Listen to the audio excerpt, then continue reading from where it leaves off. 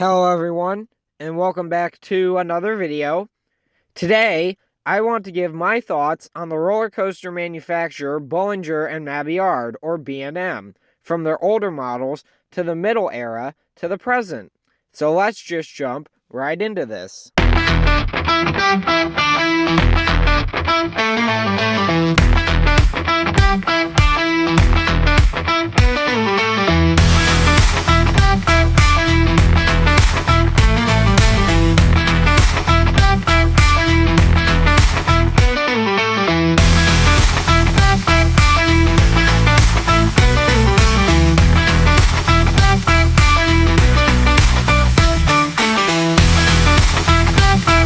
I know the title of this video is kind of clickbaity, but I am going to address the question in the title later in the video, as well as give an overview of the company's history and some opinions on the coasters from the different time periods.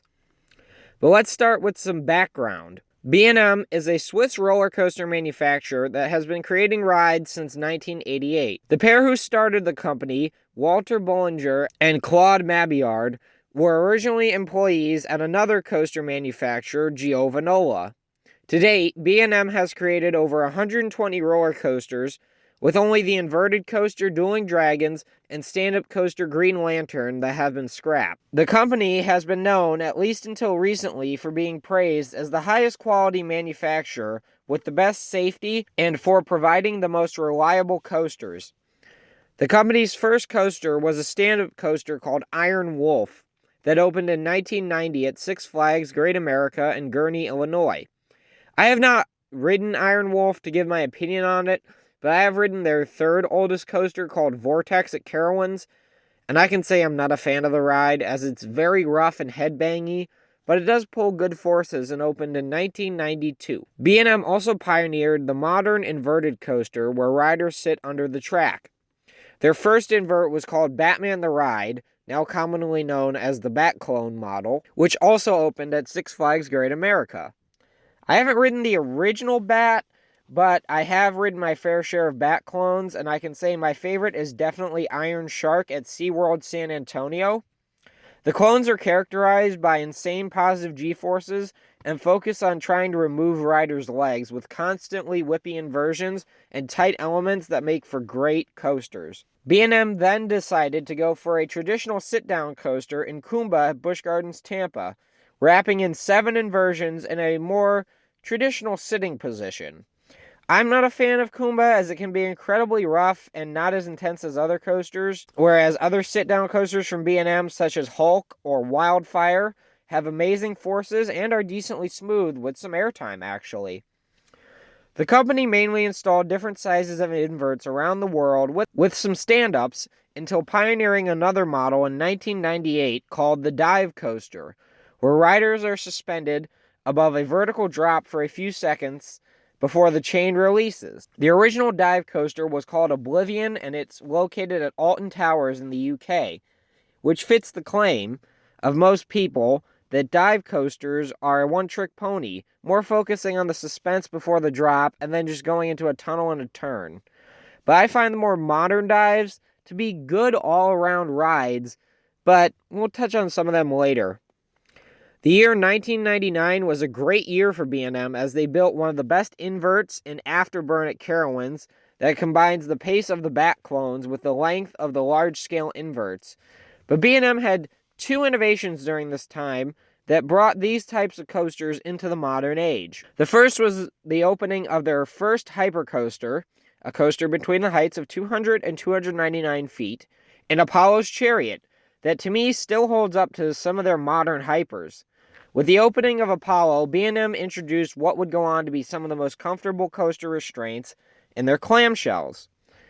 The other innovation in 1999 was the creation of the floorless coaster. These coasters are similar to sit-down and stand-up coasters by the manufacturer, but when the ride dispatches, metal floors in the station drop down, and riders experience the ride with their feet dangling. The fact that the ride doesn't have any floor may be nerve-wracking to some, but for me it provides a more open feeling. The original floorless is called Medusa and operates at Six Flags Great Adventure in Jackson, New Jersey. Out of all the floorless models I've been on, the original is by far the best. For the next few years, B&M continued to install coasters in some odd places or with unique features, such as a pair of dueling inverted coasters or building a coaster that dives on and off a cliff wall. Then B&M modernized the flying coaster in 2002. Vekoma, another coaster manufacturer, had earlier tried to create their own flying coaster, but the ride was a technical nightmare and started riders on their backs in a lying position. B&M invented a flying coaster where you tuck up into a flying position after loading in. Their first flyer was called Air, now Galactica, also at Alton Towers, and was small, but their more modern flyers like Manta at SeaWorld Orlando are known for being graceful, yet powerful. B&M continued into the 2000s, up to 2004, creating coasters in more normal spots and some weird ones too. B&M from their creation in the early 90s until about the early to mid 2000s were amazing in their innovations, from their original stand-ups to their groundbreaking inverts, to pioneering the most comfortable restraints, to revolutionizing the flying coaster. Their innovations and engineering prowess was truly remarkable, but I feel that for every great coaster they engineered, like Afterburn and Apollo's Chariot, there were some not great coasters like Raptor and Kumba. B&M then transitioned into their next era of the mid-2000s to the late, very late, 2010s. B&M started 2005 off strong by debuting SheiKra at Busch Gardens, Tampa. SheiKra is significant because the ride started off with the original floored dive trains, but debuted the first fleet of floorless dive trains in 2007, besides the fact that SheiKra is just a great dive on its own. Then in 2006, Magic Mountain opened the amazing B&M Flyer in Tatsu, with such grace for most of the layout, with insane power during the pretzel loop at the end. Then in 2007, B&M opened a mini hyper at Universal Studios Japan that has trains that run backwards, and they opened a massive dive coaster at Busch Gardens Williamsburg called Griffin, with 10 across trains. Then, in 2008 through 2010, B&M changed their hypercoasters by producing 3 in North America that have longer trains with staggered seating, which to me exemplify the airtime and add a greater feeling of openness. Thunderstriker, formerly Intimidator at Carowinds, was running phenomenally this past year in 2024. Then, in 2011, B&M debuted their wing coaster model, where riders are seated in sets of 2 on either side of the track. The first wing was called Raptor and is located at Gardaland in Italy. While I haven't traveled to Italy yet, I have ridden the original US wing called Wild Eagle at Dollywood, which opened in 2012, and is a really graceful yet forceful B&M wing coaster. In 2012, B&M built their first Giga coaster, a coaster between the heights of 300 and 399 feet, called Leviathan at Canada's Wonderland. This was the first of 3 Giga coasters by the company, and I've heard this one isn't the best, but it's still really good. Over the next couple years, B&M continued engineering amazing coasters with a lot of wings, actually, including the amazing Gatekeeper at Cedar Point with great power and some hang time, and the amazing looking Swarm at Thorpe Park with phenomenal theming. They also built a couple of hypers. Although the production of inverted coasters had definitely slowed down since the innovation of the model, the company built Banshee at Kings Island with their new generation vest restraints, which makes the coaster super smooth, and it pulls great forces as well as has hang time. Then, in 2015, B&M built their best coaster to date in Fury 325 at Carowinds. This was their second Giga coaster, and they definitely found their footing with this one. From the amazing first drop to the low-to-the-ground turns that have whip and airtime, to the amazing ending hills and just phenomenal speed, the coaster is perfection, honestly. The company also branched out in 2015 by building a launched wing coaster called Thunderbird that just looks like a lot of fun. 2016 saw the completion of 4 amazing projects from the company. The first one was the refurbishment of the Incredible Hulk coaster. Universal asked the company to provide a full retracking for the coaster, which isn't super smooth now, but I'll give them a pass because the ride runs so fast and furious that a little bit of roughness is understandable. Then we saw the building of what I would consider to be B&M's staple flying coaster called the Flying Dinosaur. This was installed at Universal Studios Japan, and it is claimed to be one of the most intense coasters on the planet. The ride does not look like the usual graceful B&M. It looks like it's insanely whippy and powerful with its crazy aerobatic maneuvers. Then there's the massive dive coaster Valraven that opened at Cedar Point. The first half is filled with positives and laterals plus comfortable restraints. Then the second half has the great drop off the mid-course into a floaty inversion and an airtime hill plus power turn. The ride is great and one of the best wide train dives. And finally, for 2016, Mako opened at SeaWorld Orlando.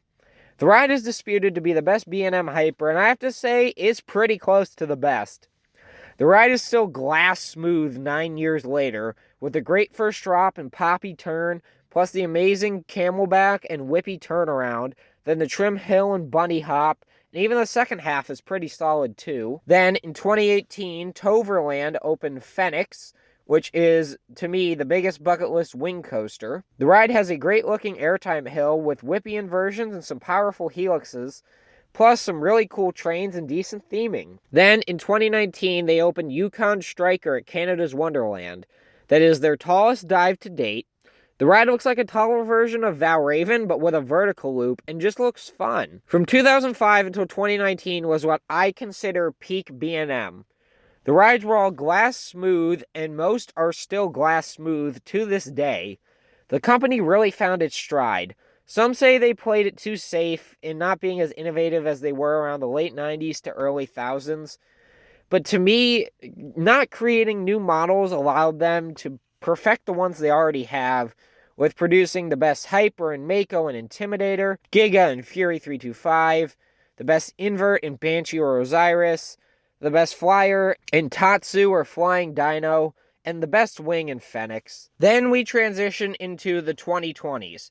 Orion and Candemonium were a Giga and a Hyper respectively, that opened post-COVID but were manufactured pre-COVID. From what I hear, Candy is pretty smooth, but in 2024, I found Orion to be incredibly rough. But it could have just been the wheels, because in 2021, Orion was running great. Then, in 2021, Emperor opened at SeaWorld San Diego and was the first mini dive to open in the US, I believe. I rode the ride about 2 weeks after it opened and found the bottom of the first drop to be filled with potholes. And the turn after the roll was also filled with potholes. The rest of the ride was fun and whippy with snappy elements and decent power in the valleys. Then, in 2022, Dr. Diabolical's Cliffhanger opened at Six Flags Fiesta, Texas. And I have to say, I really enjoyed this coaster's layout. The 95-degree first drop is great, and the two inversions in the first half are graceful yet whippy. Then the power turn and the great drop off the brake run into some helixes and good power, and a floaty airtime hill in the back half. The trains are great too, but the ride tracks the course very poorly and had many technical issues when I visited for Roller Coaster Rodeo in 2023. The ride has a weird shimmy shake in the barrel roll, a rattle in the valley of the first drop, and the helixes in the back half have a weird shuffling sensation, especially on the outside seats, which is expected because they are further off the track, but I still rode it less than a year after it opened, and the ride was already shaky and somewhat rough. Then, in 2023, Pipeline the Surf Coaster opened at SeaWorld Orlando. I rode the ride prior to opening day during the first day of pass holder previews like I try to do with all the rides that open at my home parks. And I was super impressed with the power the ride had. The G-forces in all the valleys are insane, and the airtime with the bouncing seats is just phenomenal. Plus the punchy launch and the comfortable trains. But the thing is, the ride is also rough. Even during the previews, the ride had an insane shake to it.